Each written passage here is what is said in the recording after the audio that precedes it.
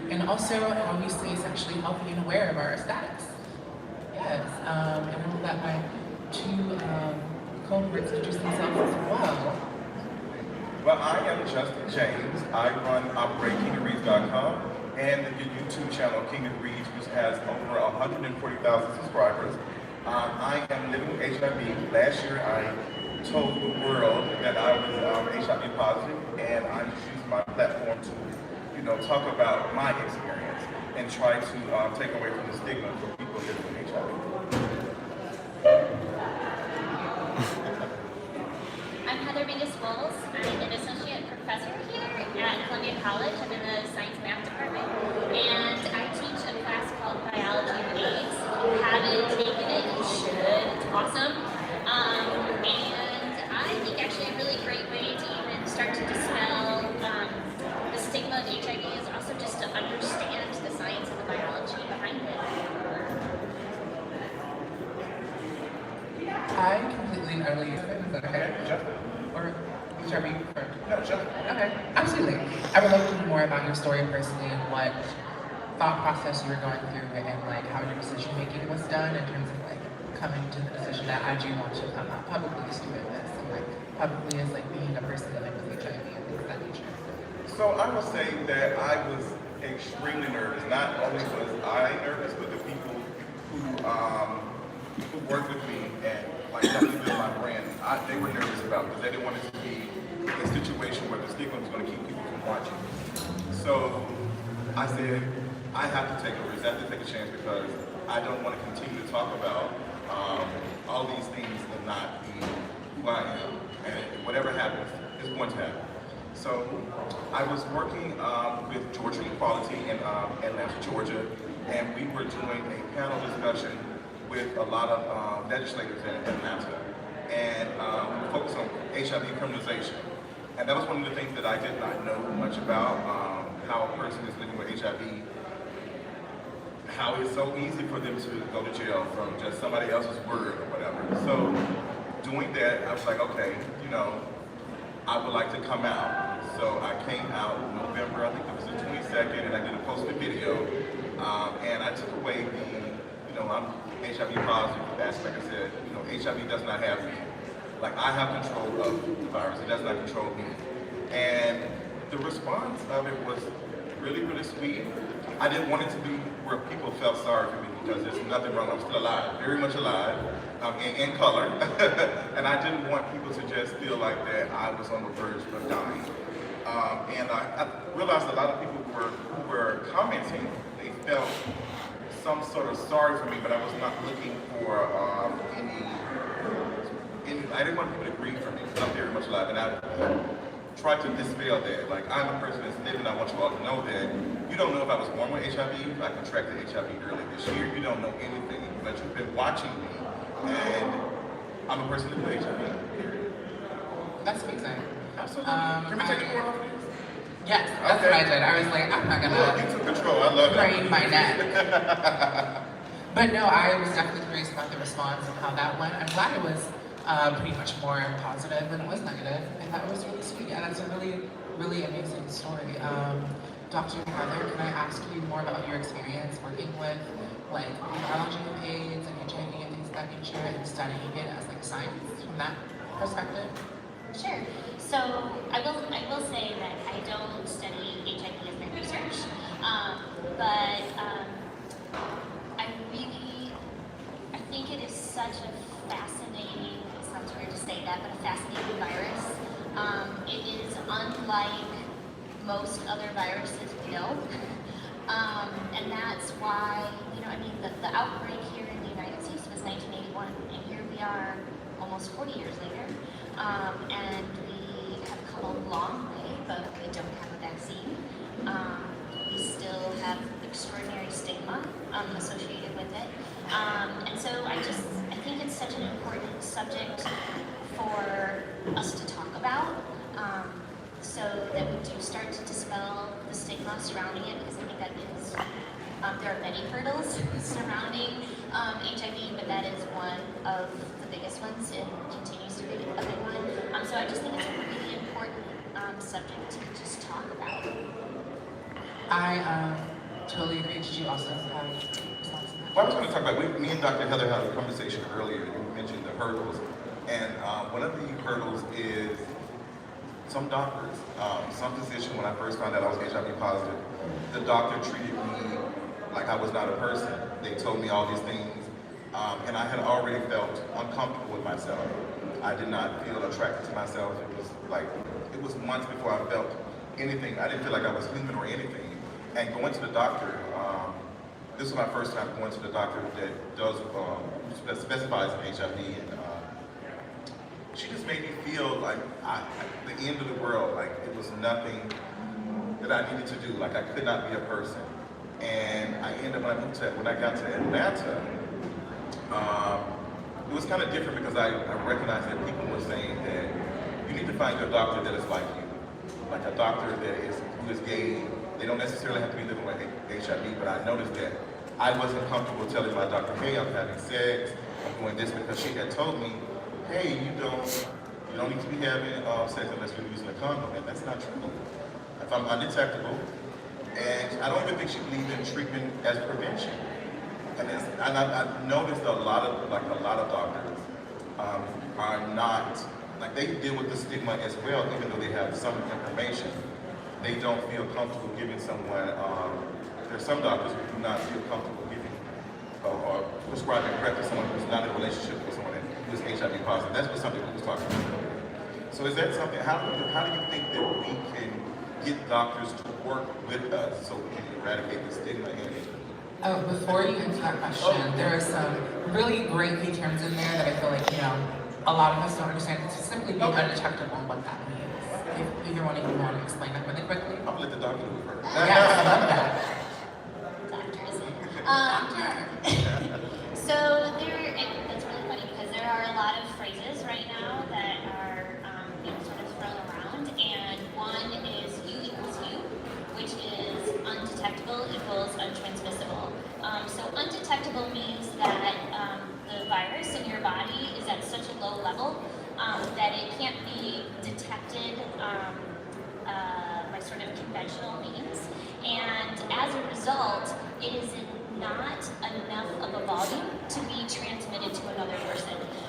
So the thing that a lot of people don't know about HIV is that you actually have to transmit a lot of the virus to someone. So a lot of it has to be transmitted. That's why things like spit, tears, saliva, mosquitoes, none of those things can actually transmit HIV. So it's large volume fluids like semen, other sexual fluids, blood, breast milk, etc. And so when you are undetectable, that means that you don't have enough virus in your blood to actually transmit to another person. So then the question is, how do you become undetectable? And that is the theory behind treatment as prevention. And that follows actually test and treat. So it is really important that everybody understands their status, not only with HIV, but for your sexual health in general. But with HIV, now the sort of procedure is if you test positive, then to get yourself on a treatment plan, because the sooner you get on a treatment means the sooner you sort of start to get those virus levels low, which is good in terms of preventing transmission, but it's also good for your body, for your health, and to protect you against the virus, and to then just live a normal life. People that start on prevention early on in their infection, especially the earlier you know your status, the life expectancy is the same as anyone who's not living with HIV, essentially. So HIV does not equal AIDS anymore, especially here in the United States. And we're lucky to have the treatment and the access for most people, and most is even a strong word, at least available. And so we're in a good place in terms of trying to combat the virus, but there are a lot of the obstacles that we've talked about. Yeah, absolutely. I first want to let you say what you're going to say. Oh, no. I don't know. You know what I'm going to say? Amazing. I do want to talk about accessibility for a minute, because I know you were saying that we're so lucky to be in America where like this treatment is like accessible and you can access it and it's ready for you and it's waiting. And we know that not to be completely utterly true for everyone, right? And so like you're a Black person who's living with HIV, and like traditionally, like statistically, PrEP retention rates and like retention of treatment is a lot lower for like Black men who are having sex with Black men, or like Black trans women who are having sex with like Black men, or like other Black trans folk. And could you talk about a little like why do you think that is, or like I feel like the answer is obvious, but also yeah, let's get into that. I think it's kind of a loaded, it's so many answers to that. I would think the number one for me is stigma. It's hard to even get people to get tested. And there are so many reasons why people don't get tested. I know one of the things that I realized while learning about HIV criminalization that some people say, well, if I don't know, then I can't go to jail. And that is true. That is true. And I would say someone who's living with HIV, that was one of my fears, because if I tell someone that I'm HIV positive before we engage in any sexual activity, if they can just say that I never told them. And people were saying, well, you can send a text, you can have some confirmation. How do I might not feel comfortable giving them that information like that, and they probably use it to talk about me or whatever. And if I tell the person I'm living with HIV, and it comes down to going with where if that happens, it doesn't happen a lot. People are more than likely going to believe the person who's HIV negative than the person who is positive, because they assume that since I'm HIV positive, I am lying, I'm like a bad person. And I don't think people understand that. But that is part of the stigma. Also, it's expensive. PrEP is expensive, and you also have to get people to go to the doctor. And a lot of people don't have access to health insurance. Fortunately for me, I'm a veteran. I get my insurance through the VA, but even then I have so many hurdles going through that. The VA is like 15 miles away from my house. There are sometimes I'm like, bro, I do not feel like going to go get my blood work done. It's gonna cost me like $34. I don't have a car right now. So it's gonna cost me $30. Well, if I can take the train, it's going to even be longer for me to get there. So there's so many things for just, I already have access to the insurance, but I have to get there. And last year I experienced homelessness for like 3 months. And that's another thing. I was on treatment, I was, taking my antivirals and stuff. And there were some nights that I didn't know if I took my medicine or not. Depression. And we have a lot of Black folks who are homeless, especially in Atlanta. And when you are homeless, you're not thinking about things like that. I was not thinking about taking my medicine, but this is the thing that's going to keep me alive. But I was worried about, hey, where am I going to, these people going to knock on this motel and tell me I got to go. And I also thought about friends who experience homelessness too. They might be living with somebody but not comfortable saying that they are HIV positive, they're hiding their medication, they don't want their friends to see them taking medication. So there are so many things, but it always leads back to some sort of stigma, and we have to work on it.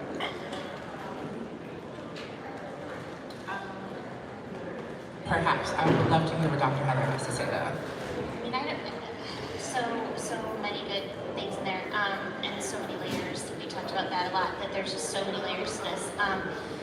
But there is actually just a really interesting story out of Oregon with the homeless population there and those living with HIV, and things, like you said, where you're not thinking about that. You're thinking about, where can I leave my head? How can I be safe? Where's my food going to come from? Which also, a lot of the medications also need to be taken with food. But in some of the cases, the medicines were stolen. The antiretroviral medicines for HIV were stolen from the individuals because they thought that they were meth. So we just have stories like that too. And then to add on to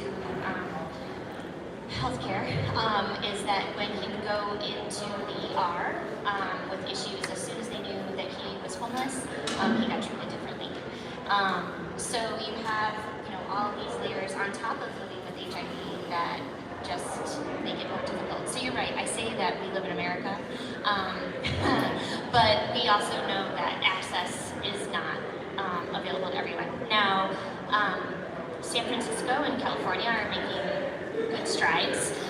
So for instance, next year in California, you you'll be able to get PrEP. So PrEP is essentially the HIV drug that acts almost like birth control. So you can take it and prevent yourself from contracting HIV if you take it regularly. And in California, you'll be able to obtain that without a prescription. And so that is something, again, you don't have to go to the doctor, make that visit. You can just get to a local pharmacy and get PrEP that way. And also, San Francisco has also just started doing PrEP on demand, which means that you sort of just take a couple of your PrEP pills before any sexual activity, and then the next 2 days after that. So it's not a daily regimen, which also will help with access a little bit in terms of not having to pay for a prescription that you take every single day, because it is not cheap. And some insurance companies pay for it, and there are plans for those that don't have insurance or things like that, but it also means that you have to get to the right person to talk about that, and they have to know about it. So it's a lot of hurdles.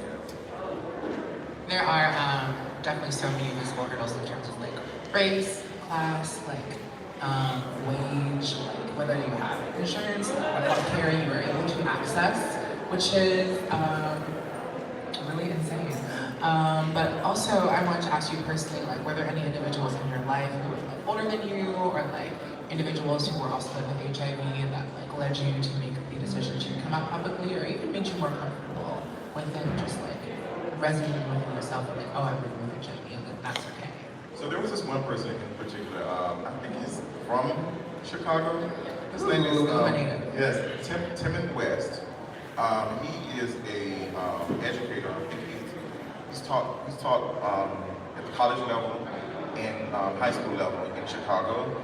He was one of the first people that I kind of told when I found out I was positive. And he just, you know, he made me feel affirmed. He affirmed me and told me that it was going to be all right. You know, this is what I do. Let me know how you feel to go to the doctor, and your doctor is not, you know, he knew that some doctors are going to make you feel like I'm not coming back to my appointment in 6 months. I'm just not going to deal with that. So he gave me a space to feel free to talk to him, and if I had any questions. But I did tell my mother. I told my mother, and I felt bad telling my mother because I didn't want my mother to see me as another statistic. And I felt bad for her. I was like, I didn't want her to deal with the shame. I was okay, but I felt bad for the shame that she would receive, because it's just like, you already have a gay son, and this and that. So I'm thinking about all those things, but I also did not want it to be a situation where something happens to me and my mother don't know.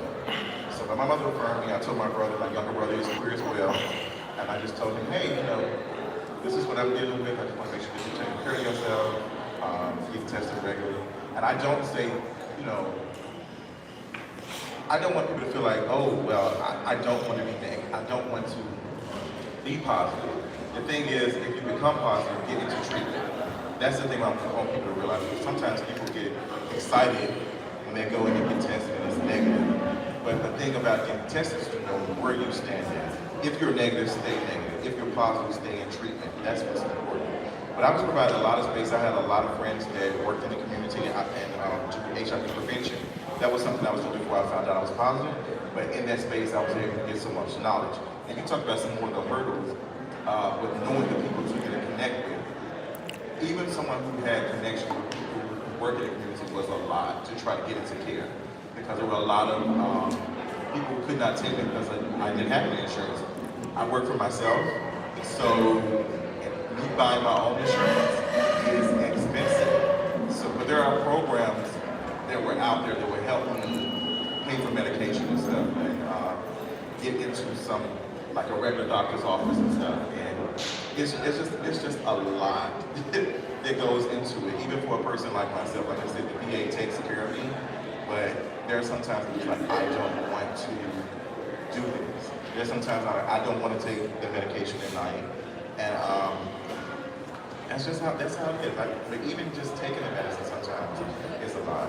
But I want people to be encouraging folks who are living with HIV, just be in some type of space, give them some type of space to feel comfortable talking about things like this, because I noticed when I was able to talk to people and tell them how I feel, and I wasn't the only one having these these things that people were just like, okay, well, why don't you try this? Give me other ways to deal with the problems that I was experiencing.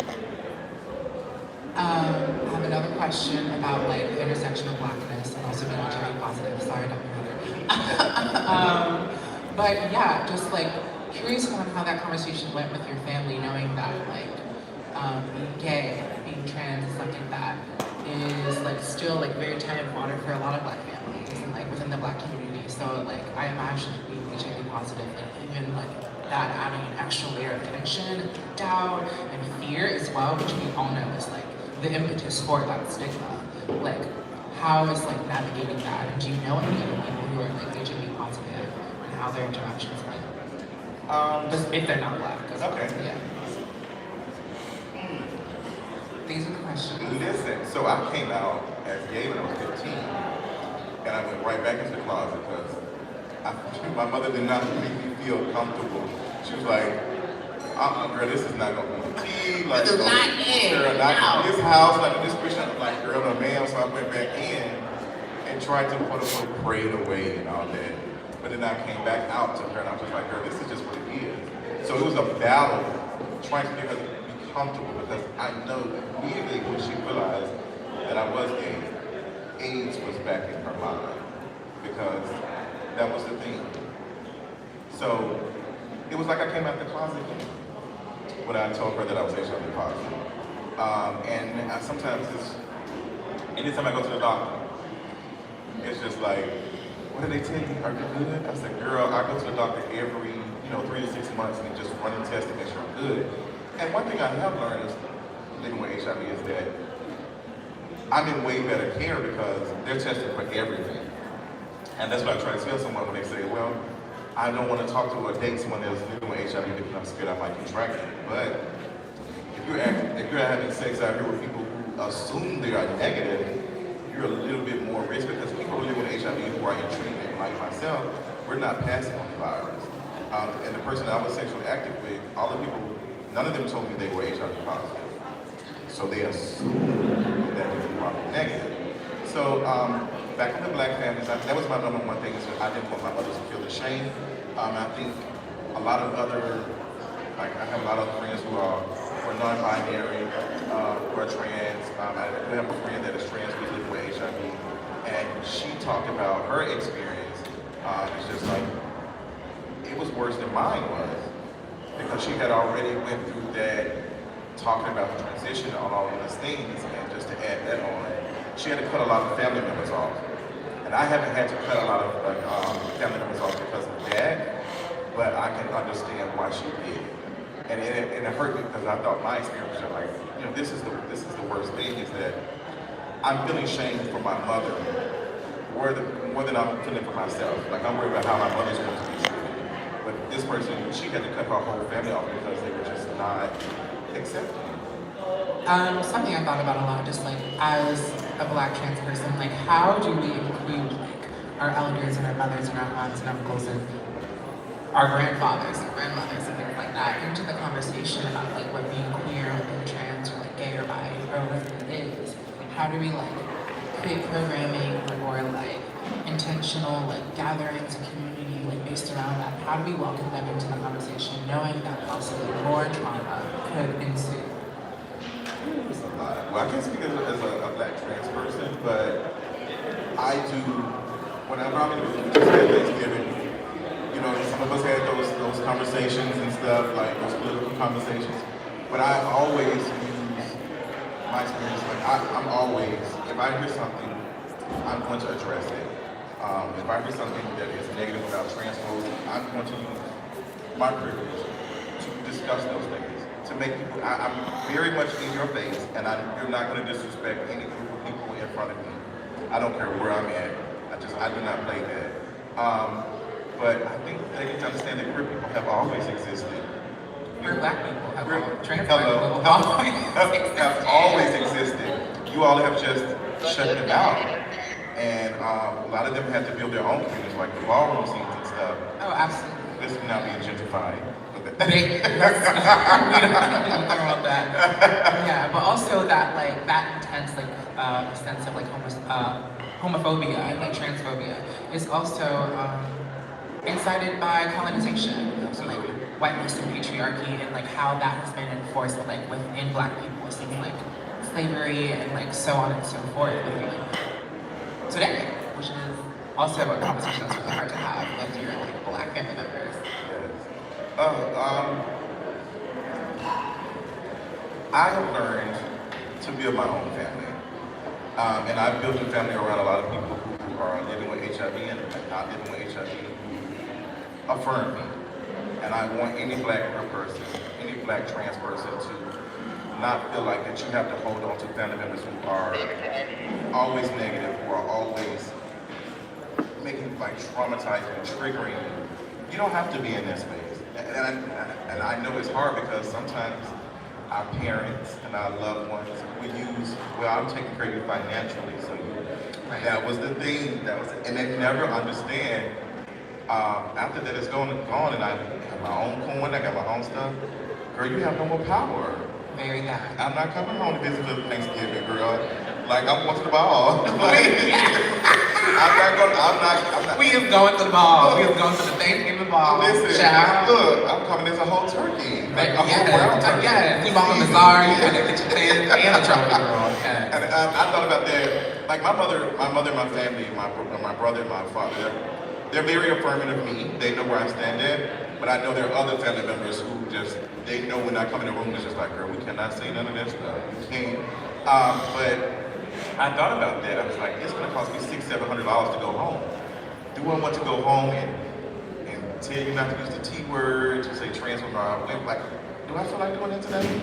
I don't. No. So I'm just like, I think I'm just gonna stay in Atlanta. Yeah, as you should. If you feel that is, what you want to do.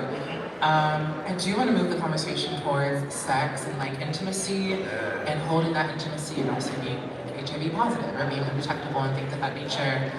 So yeah, this is for you and Dr. Heather both. Like, how do we invoke intimacy and like making like the sharing of your status something that is like sexy and like natural for individuals to do? Like, how do we cultivate that?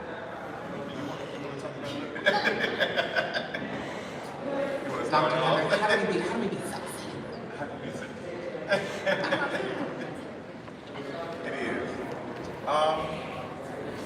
It is very good.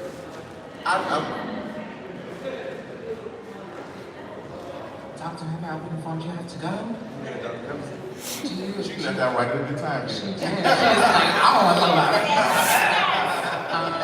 Do you want to give a couple of thoughts about the question I just asked and some closing remarks, perhaps, if that's possible? I got you. Closing remarks from Dr. Heather. I know. I mean, there's so many things I'd like to say closing really quickly, but I guess the biggest thing is know your status over and over, not just once. I think also just get educated because the more you know, and it's not easy. I'm not going to say just because you understand it or you get tested that everything's going to be, flowers and rainbows and unicorns and whatever. But I think that the more you know, the more you can be sport, and the more you can know that this is not something that defines anyone. And it is a chronic infection like diabetes or things like that, and you have to care for it, you have to treat for it, and yes, there's way more stigma attached to it than something as diabetes. I'm not trying to downplay that, but I just think that the more we talk about it, the more we learn about it, hopefully we can start making some positive strides. I agree. Just to add on, HIV is an autoimmune disorder. And there are other autoimmune diseases out there that are a lot harder to manage than HIV. And just like putting that in people's minds is something that I feel like is really important because like thanks to like modern medicine and the strides and advances that we have made, like managing it is something that is attainable if you have accessibility to do so. There are other autoimmune diseases that don't give you that chance. Or if you don't have insurance, no way to get there. But thank you, Dr. Heather. Thank you so much.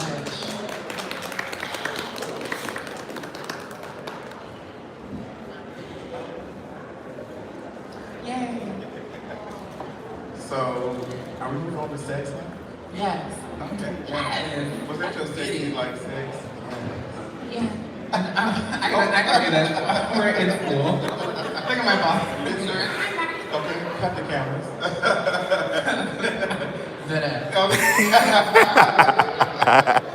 So, how do you make it sexy to talk about living with HIV? I feel like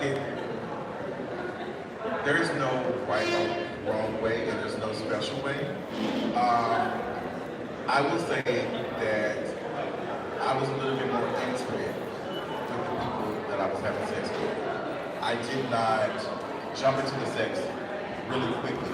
I wanted to talk to them. I wanted to see how they felt about dating somebody or being in a relationship with.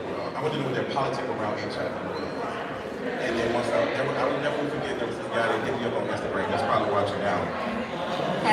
He was interested. He was just like, I feel like, I just love your energy, blah, blah, blah. He was very sweet. He was everything that my friends wanted me to date. He was a little bit older than me. He was professional. But he had revealed that he has a rational fear of having sex with somebody who's living with HIV. And the more he talked, the more the public just kept jumping out. And after we had like an hour conversation, I just kept playing like I was in an interview, like, yes, girl. And all those things, like I wouldn't do it either. And I never talked to him again. And I know he watches my videos and he ends up seeing that I was living with HIV. And he's like, oh my gosh. And I've talked to other people like that before. But thankfully for me, I found someone who is accepting me living with HIV. My boyfriend right here, Trayvon. Yes. We're gonna have him cut the camera and come up. Yes. You can put the phone down. We'll come over and talk. Oh yeah, you can. Here, we just gonna transfer it. You're gonna do a transfer. Okay. You're gonna transfer. Yes. You see him dick. Show legs. Well, I mean, are we really gonna talk about sex up here? Yes. I mean, girl, this one over here is a mess. But we've been together for a year. We celebrated our 1-year anniversary last year. Woohoo! And I think the HIV thing, like, we never had a chance to talk about it when we dated. We did. We went on one date, and we never did get into we got into some other stuff, but we never did. But I think that's one of the things that anytime you go into sex, there's going to be some sort of, I can't think of the word, there's some sort of risk. And you have to be responsible for your own sexual health. I cannot be upset with such and such for not revealing that he was living with HIV, because I'm engaging in sex with him. I should have brought up that conversation. Now, my politic is I always disclose, because I do not want no article about me on I do not want Love B. Scott to have no article and say, I do not want, what's the other, media takeout? Yes, all the drama channels. Listen, I mean, girl, they be waiting on me. And honestly, media takeout ran a story about me when I revealed that I was HIV positive last year. They said Atlanta, they made sure you put Atlanta in there to add to this thing. They did. They was like, Atlanta YouTuber. I said, girl, I'm not even from Atlanta, I'm from Memphis. Literally. And you don't even know if I was born with it or I contracted it from Atlanta. You didn't know, but you just said, girl, we gonna run in Atlanta because we associate it with all the gays. Very bad. A mess. But we did not have that conversation. We had the conversation later, but we both assumed responsibility, like, hey, like, I should ask you, I should have told you that type of stuff. But we've been in a relationship a year, and how has that been? We had some obstacles. We both experienced the homelessness together last year. And I think that was the defining, like, part of our relationship, because we both had each other's back. But he do remember, like, there were some times that I did not know if I took my medicine or not, and it was just a mess. But like, we're doing good now. We're catching trips and stuff. Go ahead. Getting flued out. Okay, we get blued out. Thank you, Columbia. Okay, and blued out. So, Oh my God. So how does it feel dating somebody who's living with HIV in a relationship with someone who's living with HIV? Did you ever think that you would be able to be in a relationship with someone who's living with HIV? Yeah, I did. So let me tell you a little backstory. Ready? A little backstory. So when I grew up, of course, my aunt, she worked in the health department for many years. So the days I didn't have school or if I got suspended, she would take me with her, places where, get tested and everything and whatnot. She pretty much gave me all the information I needed as the years went on. So I was never scared of it. It never scared me. It was never like, oh, if I have sex, I'm gonna get X, Y, and Z. It never really scared me. So I was like, okay, medicine's getting where it needs to be at. It's getting up there.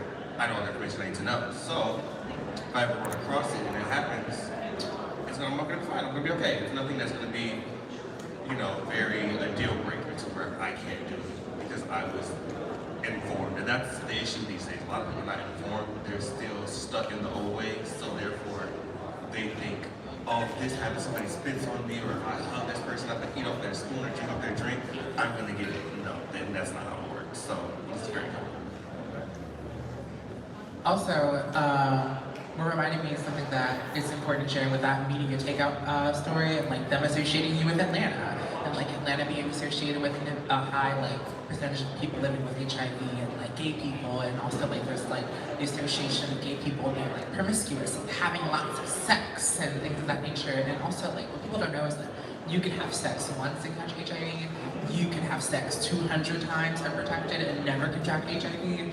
There are literally like any combination of ways that you could contract this disease, and they aren't all sexual. But yeah, that connotation with Atlanta and like you being a gay man is like immediately screams to me like, oh, they are shaming you for being a sexually active person, which is really a core like standard of homophobia. It is, and there was just an article released a couple of days ago that said that honestly millennials are not having as much sex as our previous generation. We tired. I'm not a millennial. I'm Gen Z. It's dry. Girl, listen, like we out here, we doing DoorDash, Uber Eats, Uber. Girl, we don't have time. Like we didn't be at work all day. This is finals week. Like, girl, I don't have time. We're gonna have to make that appointment next week. So, and what was funny is that I wasn't a hypersexual person. Like I talk about sex every once in a while, but I wasn't that sexually active. And I think a lot of people who watch me knew that. Just like, well, I don't see, so how's Justin, how is he HIV positive? Because girl, he went to one time. And you also don't know if I was born with it. Right.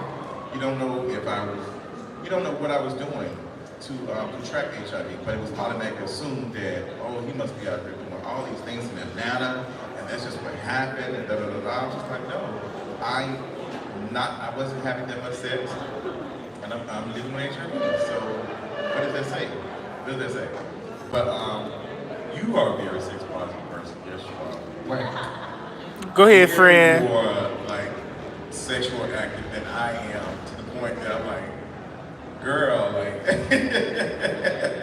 But do you think that a lot of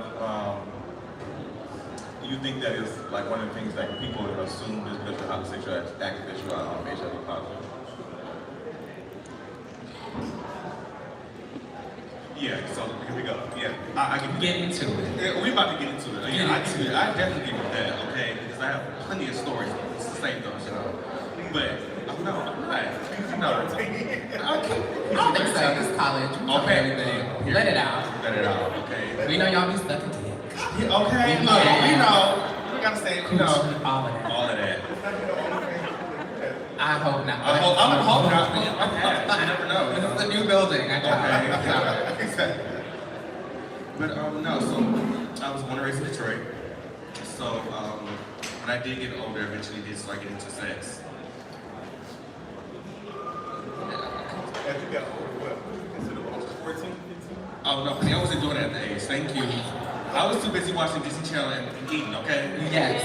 I was about to that's not raising my hand on my tail. I ain't care about all that. What was you eating watching Disney Channel? Oh no, no. Because you took yourself bisexual. Yes, I do. Yeah.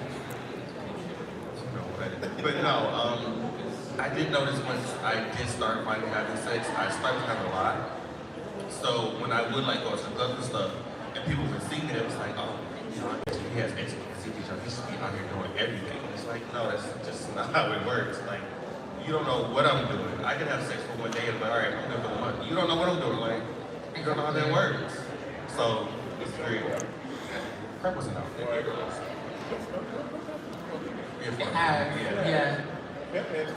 I think Pep has been a long. Pep was been around. Yeah, that was a long area. Yeah, right. Yeah, that was the Places. Right, okay, we can get it.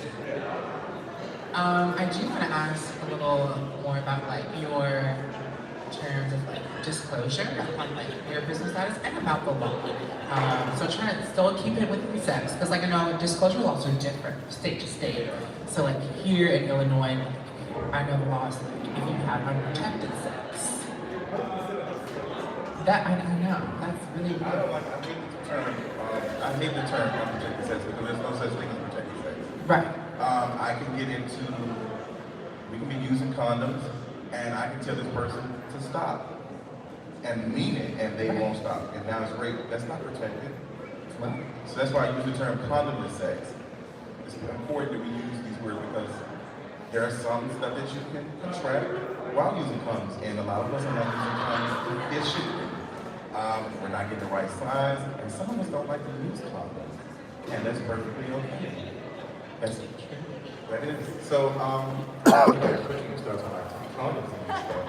I'm just like policy upon like your On disclosure. personal on disclosure, like just every sexual activity that you embark upon, or like more disclosure is just like penetrative sex versus like oral sex. Or, like, if you're like getting intimate with someone like with a foreplay, to disclose then like, when do you find that you like make this decision like okay, this is the time to have this conversation? So when I was single and I was dating, I would wait, and it would vary person to person whether I disclose or not. But I would always, before we have sex, before it gets to that point, have that conversation because I never wanted to disclose at the moment that sex is about to happen. Because sometimes there's a lot of ignorant things around HIV. So I didn't want it to be a situation where I revealed that to them and then they get aggressive with me and think that I'm trying to trick them or whatever. And I'm like, why are you telling me this now? Like, but you have not told me this. If you have one, like all of these things, so I'm trying to make sure I'm before. But there have been some stories where I had to stop someone for trying, like they were like pressing themselves on me, but we never did get to the conversation about me being positive. And they were pressing themselves, and they would just not stop. And it's just like, I don't feel comfortable in this. I don't feel comfortable. And that was like, I can't remember how long ago it was. That was a traumatizing situation because I didn't want to tell them. If I told them they had been even more aggressive on the neck, like in another way, like how was it going to work? So I try to make sure that I have a conversation person to person. I try to feel them out, see what their policy around dating someone that's living with HIV. I wasn't the one on Jack or Grindr, so I never got a chance to post, HIV positive in my. I don't even think Tinder allowed me to do that. Yeah. I think you can put it in your description. I think you can put it in your description. I'm sure you can. Yeah, I'm sure you can. But that's the stigma of becoming with that too, because I'm pretty sure some people gonna look at that and probably not be interested. Oh, absolutely. Yeah. Absolutely. It's interesting, but they'll be interested as a person, but they just don't want to be associated with that. And I remember one story where this guy was interested in, and I had disclosed. We had long conversations and talked about it. We met, we engaged in oral sex, and a couple days later they started talking about they were coughing. Yes. They told me that, well, I think I'm feeling sick or something. I'm just like, I was like, well, girl, we can go to the doctor together, like all these things. I'm just, HIV doesn't happen like that. You're not going to contract it the same day, start feeling symptoms. But it was a mess, and it made me feel like I don't want to date anymore because even when I am disclosing, these folks are like, even they're agreeing to, like, they consented to us having sex. And now they're saying these things like, oh, I'm feeling sick or something. It just makes me feel like I'm a bad person or something. Yeah. So I think disclosure, you have to pick what you want to do to disclose. Some people are very upfront to say it right then and there for protection. Some people will say it after a couple of days, but I don't think it's the right time to disclose or right or wrong time to disclose. I think as long as you disclose, that is fine. But I don't think that you have to tell a person on the first date or the third or you have to fill them out, 'cause that's a lot. That'd be a lot to tell somebody the first day, and you constantly do that to the point that you feel like that you didn't get a chance to even reveal who you are. Yeah, I totally agree. Still sticking on the topic of disclosure, like, are there sexual acts that you will engage in without disclosing because you are undetectable and you know, like, there's no chance of transmitting this to anyone? Well, I've always been a oral person. Okay. I'm not Go ahead. But you are. Let the girls know. Let the girls know. I'm not big on that. So, oh my gosh. I don't think. That's a really good question. You really put me on guard. No, absolutely, especially since you're a person who does, like, enjoy oral sex. Like, the chances of contracting HIV through oral sex are extremely low. It is, but also when people may assume that they did it, and I don't want to be a situation where they be like, "Oh, well, girl, I gave you something. You was the one in deposit, so I know the shit." I was like, "But girl, there's no way to determine it with me. Girl, I'm undetectable." So you might need to tell these folks, you might need to talk to these folks who they told you Period. that. Absolutely. So I think oral sex is one of those things. I think oral sex is one of those. Some people's stuff is different. Some people might pull out. Right. Some people might only be interested in jack sessions. Yeah. So what about you? Do you have one of those things if someone tells you they're living with HIV that you would do? When you say you dated people, oh, so is it a situation where you talk to somebody who was HIV positive and you decided that you did not want to have penetration and sex without a condom? Would you still do it? Of course. What kind of question is that? Like, that's not. But you are saying like if they are undetectable. Yeah. That's no brainer. I mean, True. Can I ask, are you all monogamous currently? yeah. Okay. She's talking about open relationships. I'm happy to mic for that. Did you try to tell me something? We talked about being open and we talked about those things because the more I explore and like find myself, I think a lot of the things like patriarchy taught me a lot of shit. It's like, girl, this ain't Oh, working. absolutely. This I'm just like, is it right for me? Do I really want to be in a monogamous relationship? Or I just only seen monogamous relationships and I assume that's what I'm supposed to do. And I think that's something we've been talking about. We've even discussed them being a sex worker. Did we talk about that? We talked about him creating a OnlyFans account. Love to see I'd it. love to see it. Go ahead, But friend. Get a discount code. Listen, okay? Twerking top 10% off. But no, we talk about things like that, and I know that this is the person I want to spend my life with, but I want to make sure that we're both happy. So I don't want to be in a situation where, this is something they want to do, and I don't want to do it for irrational reasons. So if this is a situation where I'm saying like, hey, I don't think I want to be in a monogamous relationship, I want to do that, I think that's a conversation I wouldn't mind having, but right now, you're not. Yeah, love to have that privacy over everything. Absolutely. Because it seems like that you all, well, it makes sense that you all have had like prior sexual experiences. You all have been together for a year or so, but you all have known each other before. Yeah, so I'm that just time. like 6 months, we know each other like 6, 7 months. That's beautiful. Yeah. It was a journey. Okay. It's a journey. What other kinds of like play or like sexual activity you like to engage in that, also encourages like stimulation and fun and enjoyment that isn't like penetration or oral sex or things of that nature? You reacted. You guys don't say. You're not expecting these questions from me? Oh, Zola's not playing today. I'm not playing today She's at not all. playing. She threw me off first. I'm like, wait a minute. Yes, we can talk about impact play.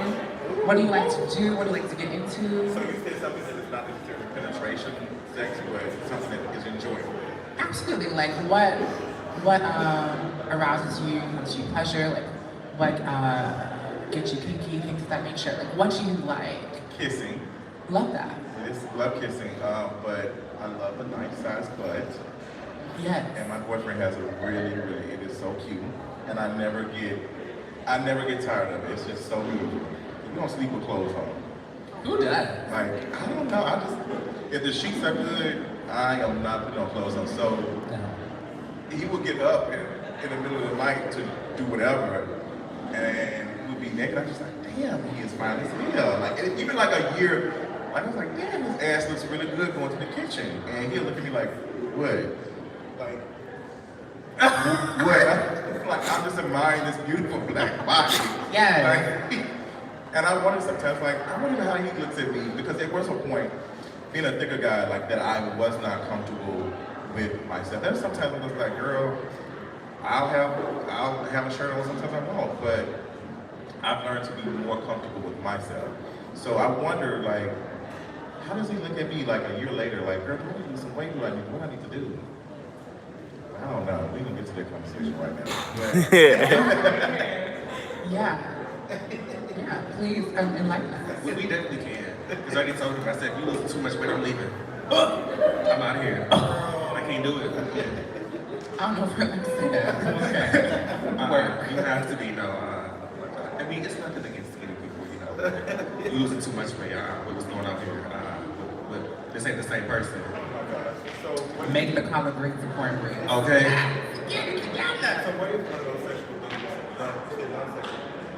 Like, not even, they can be sexual things, but they don't have to be like penetrative or oral sex or things of that nature. Like, what activities do you like to engage in that also like make you feel sexy or like seen in like a sexier, vulnerable way? Such as like kink play, like BDSM, like impact play, like fetish play, like all of those great things that we love to do. So definitely underwear. Love them, yeah. Definitely underwear, and I love to be choked. Love that. Yeah. Go ahead, choke it. Yeah. Oh, you going? I'm the moderator. I don't have to answer the question.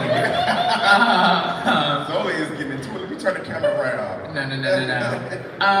But I just prefacing, I wanted to like give reason behind like me asking these questions about like sexual activity and like what makes you feel sexy and what you like to participate in, because I feel like a lot of people who like visualize what a like HIV positive person looks like, they didn't expect you to be like sexually active. I might be projecting. Tell me if I am. I think you're telling the truth. You're telling the truth. Yeah. There's some things like I am a person like that loves what is it called? Glory holes. Love that for you. That's the type of porn that I like. It's really don't you start. That is like my favorite type of content. I've never participated in it. I don't think I would because I'm very, very shy. But sexual thing. I like to be set on my face. Love that. Yeah, I don't have to be pleased. If I'm doing the pleasing, I'm really, really good. If the other person, like, I'm good, my spirit is awakened and I'm ready to get to work. I have to put in a little work. Enlightened. Love that. Yes. Love that. And I also love that you were very open about your sexuality and like what pleases you and how you like to please others. Because like again, there is that stigma about like people expecting people who are HIV positive or living with HIV to like be chaste, which is insane. Like y'all like to suck and fuck and do all that shit. Don't expect no one else to not like it. That is insane. And we do love that. We're out here having sex. And despite what you might, like a lot of people are out here having sex with HIV, people who live with HIV, and they have no problem. I don't think, I probably had one incident where someone said, well, I can't talk to you, but there's not been a thing where I've been like turned away. They might have some questions afterwards because they're thinking and stuff, but I think when I came out as positive, when I was telling people when I realized I was positive, I was more sexually active than I was when I was negative. And I think that because the people that I was dating, I was like not looking, I was more in tune to the person. Right. Versus like I was scared to hop into a hookup. I've never been a hookup type of person, but I wanted to get to know the person and their politics. And the more I did that, the more turned on I got around. So conversations are one of those things that stimulates me. Okay, so you're sexual. Yeah. Love to see it. Absolutely. Also, I feel like there is, again, like this unfair equivalency or expectation when like non-Black people like embrace like what makes them horny or turns them on or what gets them like going. Like there is like this sense of discrimination when it comes to like white queer people who are like white people living with HIV who are exploring like what fetishes or kink they like to get into, and how that can just be so jarring to feel, especially when it comes from other Black people. And how do you navigate like being like a person who's openly like sexual, like voicing what makes you like happy and sexually pleased with that like discrimination like actively happening? So I'm not sure if I've faced any directly, but that doesn't mean it doesn't exist. I've always had to have conversations with my Black brothers and sisters and non-binary folks about, hey, it's okay if you like that. And I've always seen, when I saw, you know, white people having sex, there's not this, oh, y'all nasty. Like, they'll be in the park, they'll be in the streets. I've seen videos, but the moment In the church. they'll be everywhere. But I'm on Twitter a lot, and Twitter is like the best place for all types of porn content. Oh my God. And I do see sometimes with some videos I post of Black folks doing stuff, it's just like, oh my gosh, y'all just and then Black people will say it too. No, most definitely. You know, Yes. Conversation has done no wrong. That's Literally. listen. So I'm just like, girl, they'll say, well, I don't know why you laying out here doing yes, they are. They sure is, girl. Girl, don't catch them with no aerosol can. I don't know that. I don't know what that is. Some aerosol and Oh, okay. So that's one of those things, and they assume that and then white people do like stuff like poppers, Right. and a lot of Black people who do poppers too. Yeah, and let me tell you, Black people are the only people that message me on any app talking about do you party? No, I do not. With a capital T? With a capital T. No. We do not. Only white people. But yeah, do we have time for questions? We have like 10 minutes for questions. If you have any questions, by the raise of the hand, please let us know. Yes. Absolutely. Hello. By the way, nice to meet you. Yes. Yes, you want to with the mic? So that's the question? Yes, it's your time to shine. Absolutely. I think just to kind of piggyback on one of the questions you all posed about kind of connecting the more mature communities with just, I don't know, this whole gender fluidity and things like that. I was listening to the Friend Zone today and they mentioned that Billy D. Williams just came out as gender fluid. So I think that personally, in order for them to kind of connect and realize that this is everyday life, people in their demographic who are kind of like, he's 82 and like expressing this, them seeing somebody that's more directly connected to their age range, I think will help them kind of like loop things full circle to the comfortable conversations we have at the ages that we are in this room. So, I don't know. I think that's just to piggyback back to that. Yeah, so I'm a little nervous, but yeah. I think Billy D was always. Always bury that. I think you notice that a lot of artists who got a chance to live life, they're like, okay, girl, I'm just go ahead and tell the girls what the tea is. But they let you know what they dealt with. They were not able to be themselves. And that further lets you know that these people always exist. These identities have always been there. They have. There always been the Grace Joneses, the Mr. J's. Come on. Girl, everybody. Yeah, it's nothing new under the sun. I mean, I think it was even some stuff that's been mentioned in the Bible. Yes, Yeah. it is. I mean, I don't read that book, but you know, that's another conversation. But I'm happy for Billy D. Because I know a lot of artists and people like him don't get a chance to do that. Just talking about Whitney Houston. Oh, yes. Yes, and her mother said she would have not been okay with her if she would have been gay. And that is the type of stuff that some people have to deal with.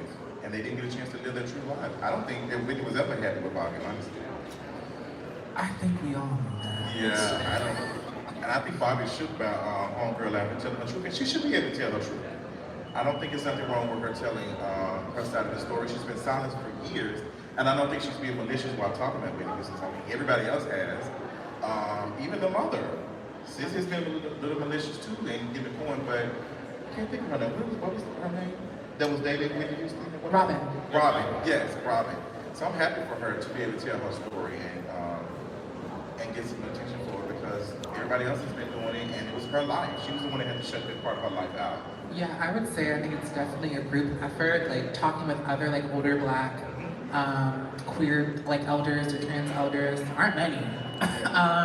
But I hear a lot of like first of all thanking them for like setting the foundation, like laying down like the pathway to like where we are today, and also like weirdly enough them voicing their gratitude towards us for like also being like so visible, because it makes them feel like they can also come and express their truth that is very like I don't want to say old, but it's existed for a long time.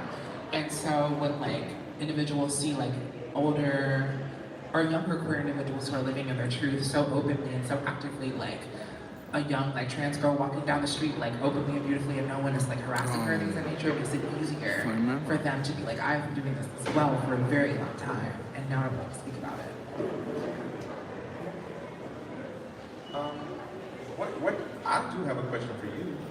Me? Yes, Oh, absolutely. please ask. I love the question. What can we do as black queer men to affirm you? Because I be having some time with my brothers. Well, Listen, some of them be, I'm like, girl, even though you can be black and gay and a man and still be misogynist. no, absolutely. And I don't think some of them get that, and it hurts me sometimes when conversations come out and some of the things they're saying. So what can we do to make you feel more comfortable in those type of spaces? I would say just like being a black trans woman who has experienced like being that very thing in spaces with like cis hetero folks and, you know, black queer people in general, especially men. There's always been an emphasis coming specifically from black queer men to like embody this sort of like femininity and like hyper femininity and like scale that up to a certain degree that we are just like, you know, the girls would call us fish or like cunt or whatever they want to call us. And it kind of closes the door for like the exploration of like, well, what does it look like if I am like not a hyper feminine trans woman? What does it look like if I like am a masculine person or identify more as like butch or like some variant of like that identity in terms of expression? But my gender still like remains like female. My gender is I am a woman. Like, and I feel like a lot of other trans people and trans women giving each other like the room to express and grow in that regard. But as soon as like, you know, you wearing a pair of Doc Martens and a flannel shirt and you're a trans woman, they're like, girl, what are you doing? This is not it. This is not the What happened to my girl? What happened to my girl? Yes. But I don't live for you to do that. Exactly. I think the same thing that has happened with like a lot of women like accessorizing their like gay male best friends. Like a lot of gay men are currently doing that with their trans like friends or cohorts or acquaintances. Like it's accessorizing like this is my trans friend, and I like really enjoy like hanging out with her, and I bring her out to the party, and I'm like, yes, girl, work. This is it. Yes. And at the end of the day, you're not living for this woman and her experience in the front to be cultivated. You're living for her as like this focal point of how accepting you are. And if she doesn't fit that narrative of like being this trans woman who like society and, you know, black queer society expects her to be, then what music you have to do. Wow. Come on, I'm gonna take that back. I'm gonna definitely take that back. I was getting ready to. Did anybody else have any more questions or anything? Anybody else have a question? Yes, any other questions? Okay. I will end this conversation that you brought it up. Sam Smith posted a picture on Twitter and he said, call himself Trey. Girl. And yeah.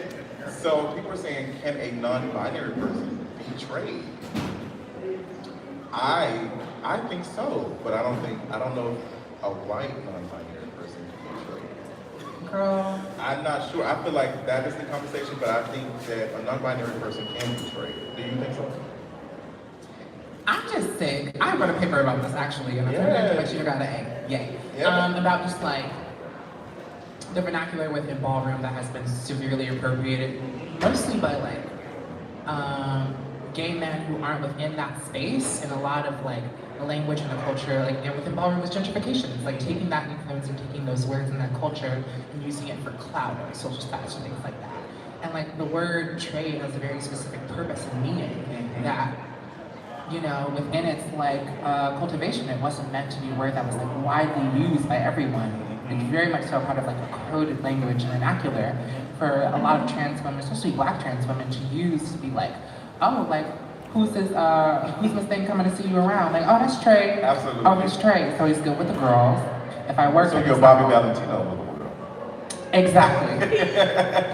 He's good for the girls. He's not gonna report me or call the police if I try to work him. And by working, I mean sex work. If you try to, you know, get a little coin from me, that's not gonna be the tea. Like trade is very much so a word that alludes to a very specific type of relationship that really only like trans sex workers within a specific culture should be able to use, to me, because that's the only way I've experienced it with my sisters. So I don't want to say a non-binary person can't be trade. They definitely can, because they can still be like perpetuating or like looking for trying to like get that work from some of the girls, or like also like male sex workers as well. Okay. But the way it has like hit the mainstream, like It's gonna be in rap music. it's gonna be in rap music, but I think it's insanely irresponsible and like really dangerous that people don't know the impact that they're having on a lot of these people's experiences, like exposing a very coded and like kind of secret language to the masses. And when you do that, like you put these women in danger. Like you put trans women who want to express like, oh girl, you can get like a coin for him, or like he's like good to the girls, like he's nice, like he's straight, like he's good to work with. In danger, because that coded language no longer exists if it's part of the mainstream. Wow, you told me a lot. Did I? I appreciate that. And I appreciate Chanel inviting me to this beautiful space to speak to you all. Yes. Yeah. Chanel. Absolutely. This was a wonderful experience. I'm glad I got a chance to meet you. Same. Also give a round of applause for the King of Reeds. Please, yes. Thank you so much. And if you have any questions that you want to ask me after this, I'm free to talk. And all of those things. Thank you so much for inviting me to this space. I am very affirmed to be around other black people. I was a little bit nervous. I was Why? like, girl, I was like, what about, I trusted Chanel, but I know sometimes college space is not always safe for black folks. Keep my mouth shut. But I appreciate being in this space and to meet all these fabulous people. And even Dr. Heather, even though she's not here, she's very sweet, and she was giving me some information I can take home and educate the girls. Absolutely. Absolutely free of charge. Free charge.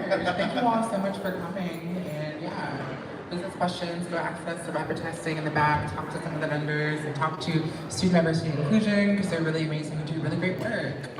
Bye. Bye.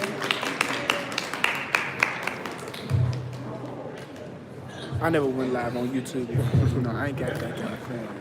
You irritated. If I don't follow my